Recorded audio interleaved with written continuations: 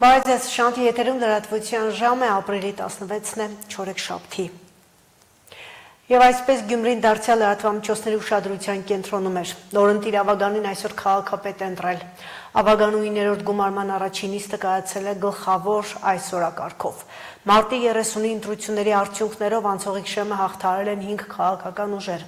Ամենաշատ 14 մանդատ ստացած քաղաքացիական պայմանագիր կուսակցությունը քաղաքապետի ընտրության նիստին չի մասնակցել։ Ընդդիմադիր 4 ուժերի Ավագանու անդամներից ներկա են 18-ը, բացակա էր 1-ը, ըստ այդմ քվորումն ապահովված էր։ Քաղաքապետարանի շենքի մուտքն ու նիստերի դահլիճը լեփ-լեցուն էին։ Բոլորը սպասում էին կարևոր իրադարձությանը։ Նորընտիր Ավագանու նիստը օրենքով սահմանված կարգով արեց ամենատարեց Ավագանու անդամը, Հայաստանի կոմունիստական կուսակցության թեկնածու Վարդան Ղուկասյանը։ Նրա առաջարկով էլ նիստը սկսվեց տերունական աղոթքով։ Հայր մեր, որ հերկինքս ես Սուրբ Եղիցի անուն քո, եկես սե արկայություն քո, եղիցին կամ քո, որպես երկինս եւ երկրի։ 9-րդ գումարման առաջին նիստը բոյկոտել էր ամենաշատ 14 մանդատ ստացած քաղաքացիական պայմանագիր կուսակցությունը։ Իշխող քաղաքական ուժի Ավագանու անդամ Սարիկ Մինասյանն ավելի վաղ Facebook-յան իր էջում գրառումով հայտնել էր, որ քաղաքացիական պայմանագիրը նորընտիր Ավագանու առաջին նիստին չի մասնակցելու, նշելով, որ կառավարումը դատապարտված է ձախողման, ճգնաժամն անխուսափելի է եւ պետք է գնալ արտահերթ ընտրությունների։ Առաջին նիստում քվորումն ապահովված էր, ներկա էին ընդդիմադիր 4 ուժերի Ավագանու 18 անդամները, բացակա էր 1-ը մեր քաղաքը դաշինքից։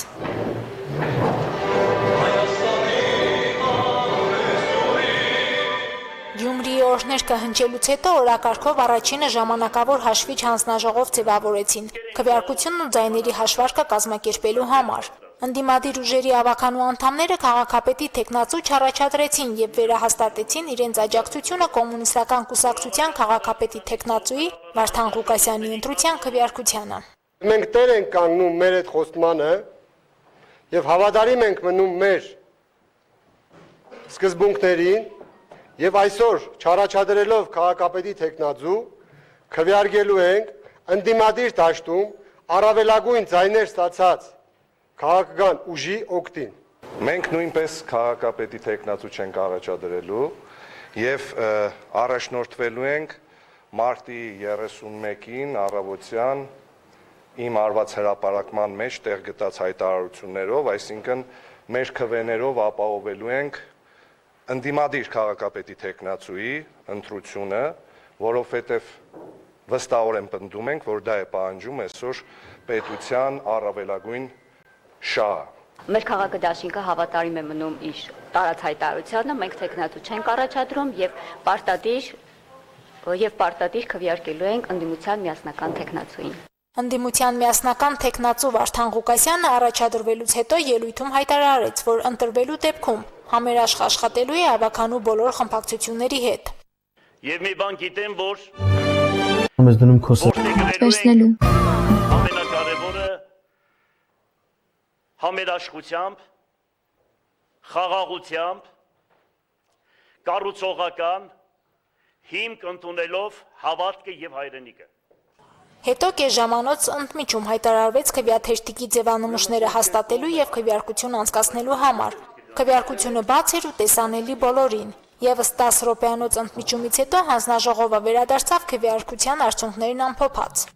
Ամփոփելուց հետո պարզվեց, որ 18 մասնակիցներից 18-ը կողմ է քվեարկել Վարդան Ղուկասյանի տեխնարությանը 0 դեմ։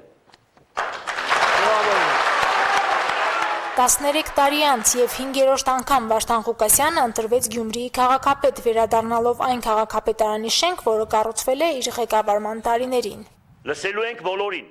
ոչ միայն թեկնածուներին։ Եթե քաղաքում որևիցե մեկը խմբակցություններ կլինեն, ես չգիտեմ, հասարակական կազմակերպություններ կլինեն, որոնք իշա քաղաքի կներկայացնեն ծրագրեր, մենք անպայման պետք է քննարկենք։ Դա չի նշանակում, որ իմ ծրագիրը դոգմա է։ Կտեսնեք, որ համերաշխությամբ, ճշմարտությամբ, զգաստությամբ կանցկացնենք այս ամեն ինչը։ Ու բյուջեն ավելացնելու ենք, խոսք եմ տալիս կտեսնենք։ Նորընտիր քաղաքապետը երթմնակալության արարողությունից հետո, որը տեղի է ունենալու ապրիլի 19-ին, անցնելու է իր լիազորությունների կատարմանը։ Առաջինը կարգավորելու է քաղաքապետարանի կադրային հարցերը։ Կրճատումներից առայժմ չի խոսում, բայց նշում է, որ ինքն է ընտրելու այն թիմը, ում հետ պատրաստվում է աշխատել։ Ուրեմն առաջի քայլը լինելու է կադրային քայլը, թե ում հետ ենք աշխատելու, եւ բացի դրանից երկրորդ քայլը նորից համատեղ, այդպես ասեմ, պետք է անպայման տեխնացուներին հրավիրեմ ինձ քննարկելու բոլորի ծրագրերը։ Եվ վերջում ընդհանուր հայտարարի գալուց հետո, ուրեմն անցնելու ենք մեր ծրագրերի իրականացմանը։ Օրինակ կոնկրետ աշխատավարձերի բարձրացման հարցն եմ բարձրացնելու եւ դրա լուծումները, թե ոնց ենք գտնելու, բյուջեն ոնց ենք ավելացնելու, որ կարողանանք մարդկանց աշխատավարձը բարձրացնենք։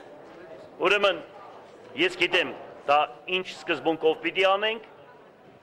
ոնց պիտի անենք եւ որտեղից պետք է բյուջեն ավելացնենք։ Վարդան Ղուկասյանն ավելի վաղ էր հայտարարել, որ քաղաքապետի առաջին տեղակալ է նշանակելու իր փեսային կուսակցության ցուցակի երկրորդ համարին Ավետիս Առաքելյանին, իսկ ով է լինելու քաղաքապետի մյուս տեղակալը առայժմ քննարկումների փուլում է։ Գյումրիի նորընտիր ավականու հաջորդ նիստը նշանակված է մայիսի 2-ին։ Մարինե Տերբինյան, Արտյոմ Խաչատրյան, Հորիզոն։ Սահմանադրության տեքստում չպետք է լինի հղում անկախության հռչակագրին, բայց որոշողը Հայաստանի Հանրապետության ժողովուրդն է։ Ազգային ժողովում լրագրողների ունեցած շփազրույցի ընթացքում ասել է Նիկոլ Փաշինյանը։ Ի թիվս այլ հարցերի վարչապետը խոսել է Հորադիս Երասխ երկաթուղային կապի սահմանազատման գործընթացի երրորդ ուժի կողմից ճանապարհ վերահսկելու մասին։ Մենք ասում ենք, որ պատրաստ ենք նույն պայմաններով, ինչ պայմաններով Իրան Իսլամական Հանրապետությունով են անցնում, նույն պայմաններով ապահովել Հայաստանի Հանրապետության տարածքով, որպեսզի ի ցույց դնենք, թե այն ընկալումը, որ մեր առաջարկած պայմանները Ադրբեջանին կարող են ընդունելի չլինել, իրականությանը չեն համապատասխանում։ Եթե նույն պայման ընդունելի է Իրանի Իսլամական Հանրապետության տարածքով անցնելու համար, ինչու պետք է ընդունելի չլինի Հայաստանի այդ հարցում դառնում նաև իրենց ձեռքին խաղակարդ ոչ մի խաղակարդ, ինչքան դա խաղակարդ է, այդտեղ որևէ այլ մեկնաբանության տեղ չկա։ Նոյեմբերի 9-ի Երակոմ հայտարարության 9-րդ կետում չկա մի բան, որից ենթադրվում է, որ Հայաստանի տարածքային ամբողջականությունը, ինքնիշխանությունը, իրավազորությունը պիտի որևէ ձևով նսեմացվի, այնտեղ չկա մի բան, որ երրորդ ուժ պետքա մեր երկրի տարածքում ներկայություն ունենա եւ ներողություն, կասեմ հեսա, եւ այնտեղ հստակ փոխադարձության սկզբունքը արձանագրված։ Այս առաջինը վերահսկողությունը ըստ էության ինչի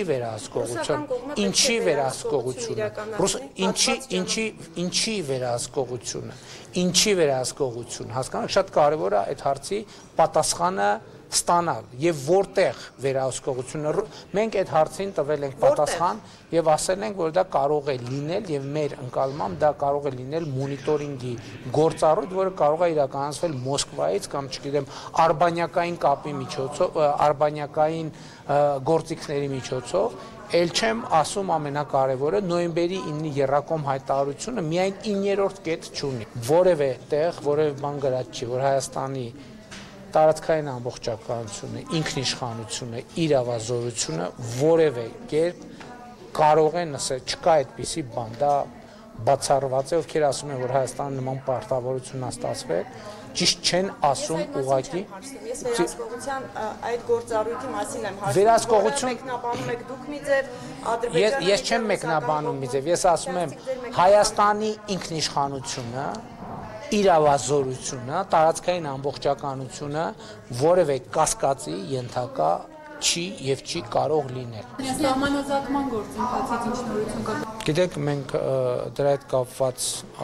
շարունակության տրամաբանության հետ կապված նույնպես մեր առաջարկությունը գրավոր կերպով փոխանցել ենք Ադրբեջանին եւ սպասում ենք նրանց արձագանքին։ Եթե նոր սահմանադրություն ունենանք, անկախության հռչակագրում հղումը նախաբանին կպահպանվի կամ պետք է պահպանվի ըստ ձեզ թե ոչ։ Գիտեք, ես 2000,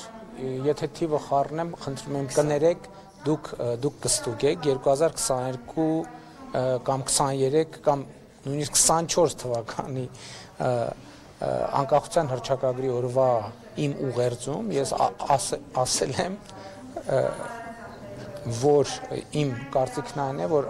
ուսումնասիրելով անկախության հռչակագրի տեքստը,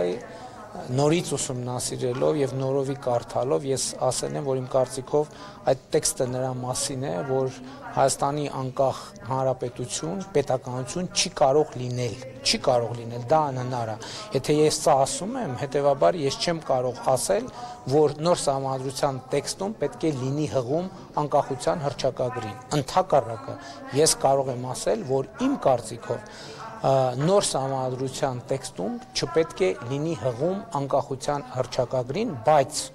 ելի ուզում եմ ասել, որոշողը Հայաստանի Հանրապետության ժողովուրդն է, իհարկե փաստարկներ կողմ եւ դեմ փաստարկներ բերողը քաղաքական ուժերն են, քաղաքական առաջնորդները։ Դիրքորոշումն է, որ այդ Այո, դա իմ քաղաքական դիրքորոշումն է։ Հիմնական խնդիրը, որ ես տեսնում եմ, հետեւյալն է, որ Հայաստանի Հանրապետության իրավակարգի եւ Հայաստանի Հանրապետության քաղաքացիների միջև օրգանական կապի խզում ունենք մենք։ Եվ ես դա տեսնում եմ ամեն օր, եւ ես դա տեսնում եմ իմ ամենօրյա աշխատանքում, եւ ես դա տեսնում եմ մեր ընկալումներում։ Եվ ես շատ մտածել եմ այդ մասին, թե ինչն է դրա պատճառը։ Իսկ իմ կարծիքով պատճառն այն է, որ իրավակարգը, որը բխում է սահմանադրությունից, կտրված է ժողովրդից մի պարզ պատճառով։ Սահմանադրական բոլոր հանրաքվենները հանրային համոզվածության համաձայն ժողովրդի անհրաժեշտ թվով ձայներ չեն ստացել։ Այլ կերպ ասած, հանրաքվեների արդյունքները մանիպուլացվել են կամ կեղծվել են, ես ինքս էլ որպես լրագրող լուսաբանել եմ բոլոր այդ հանրաքվեները։ Խորհրդարանում շարունակվել է կառավարության ծրագրի 2024 թվականի կատարման ընթացքի ու արդյունքների մասին զեկույցի քննարկումը։ Հարակից զեկույցներից հետո պատգամավորները ելույթներ են ունեցել։ Ես կարծում եմ, որ Հայաստանի կառավարությունը չի շեղվել նախընտրական, թե կառավարության ծրագրի հանձնառությունից անել ամեն ինչ կախված է Հայաստանի տարածաշրջանում խաղաղության եւ կայունության հաստատման համար։ Եվ այս առումով եւս պիտի արձանագրենք, որ եղել է արդյունքների տարի 2024 թվականը։ Նախ այն, որ 2024 թվականը եղել է մեր անկախության շրջանի ամենախաղաղ տարին, բայց բացի այդ Հայաստանի եւ Ադրբեջանի միջև սկսվել է սահմանազատման գործընթացը, ստորագրվել է առաջին երկկողմ փաստաթուղթը սահմանազատման հանձնաժողովների կանոնակարգը եւ այն վավերացվել է այս խորհրդարանի կողմից եւ ի վերջո համաձայնեցվել է խաղաղության համաձայնագրի տեքստը։ Ես հավատում եմ, որ խաղաղության այս գործընթացը, որը սկսել է Հայաստանի կառավարությունը, այլընտրանք չունի եւ սա համոզմունք է ոչ այն պատճառով, որ ես քաղաքացիական պայմանագիր կուսակցության անդամ եմ եւ սատարում եմ Հայաստանի Հանրապետության կառավարության ծրագրին, այլ այն, որ Հայաստանի հանրային քաղաքական դաշտում հնչող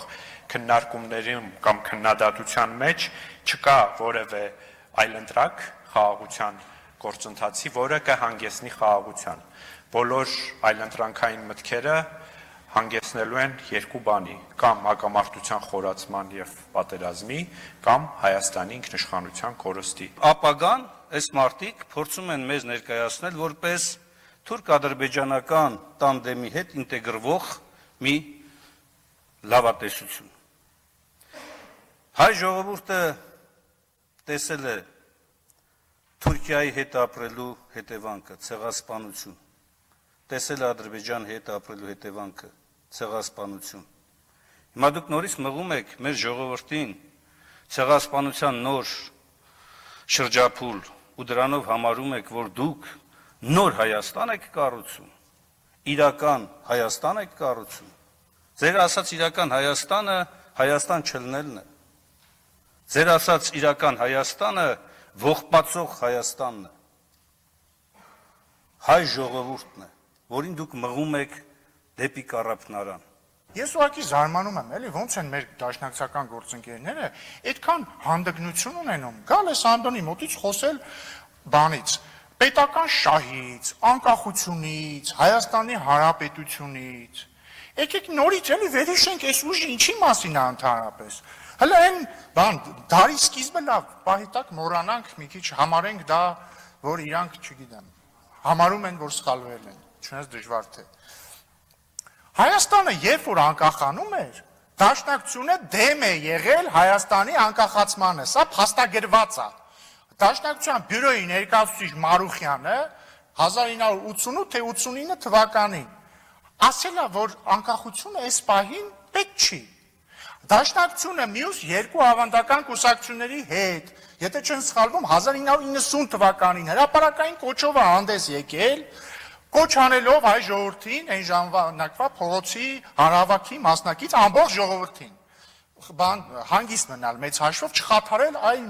միութենական հանրապետությունների հետ հարաբերությունները։ Ու դուք այսքանից հետո եկել տենց բան եք, պետություն եք պաշտպանում, անկախություն եք պաշտպանում։ Բաքվի ռազմական դատարանում Արցախի ռազմաքաղաքական ղեկավարության դեմ ընթացող շինցու դատավարության ընթացքում 35 տարվա վաղեմության ցուցմունքներ են հրապարակվել։ Խորհրդային միության քննիչների հավաքագրած մեղադրանքներն են ներկայացվել, որով փորձում են ապացուցել, թե Արցախյան շարժումը սկսվել է հայկական կողմի բռնի գործողությունների պատճառով, որոնք համակարգվել են Երևանից։ Քննիչները հայտնել են, որ Արցախում գործող հայկական ուժերը սպառազինություն են ստացել Հայաստանից։ Արցախի նախկին պետնախարար Ռուբեն Վարդանյանի հերթական դատական ֆարսին մասնակցել են այսպես կոչված տուժածներ, որոնք իբր վնասվածքներ են ստացել Լեռնային Ղարաբաղում ռազմական գործողությունների ընթացքում։ Վրաստանի նախագահ Միխայել Կավելաշվիլին Ադրբեջանում խոսել է տարածաշրջանային խաղաղությունից։ Մասնավորապես X-ի միկրոբլոգում նա գրել է. «Մենք քննարկել ենք մեր երկրների ռազմավարական գործընկերության առանցքային ուղղությունները եւ տարբեր ոլորտներում հաջող համագործակցությունը։ Ես ընդգծեցի տարածաշրջանում խաղաղության ու կայունության կարևոր դերը։ Բաքվից հետո այս ամիս Կավելաշվիլին պաշտոնական այցով կժամանի Երևան։ Հիշեցնենք, որ ավելի վաղ Վրաստանը տարբեր մակարդակներում նշել է, որ պատրաստ է հարթակ տրամադրել հայ-ադրբեջանական բանակցությունների համար։ Այժմ լրացուցը եւս սպառված է։ Ծանոթացեք նորությունների ժամը 20-ին։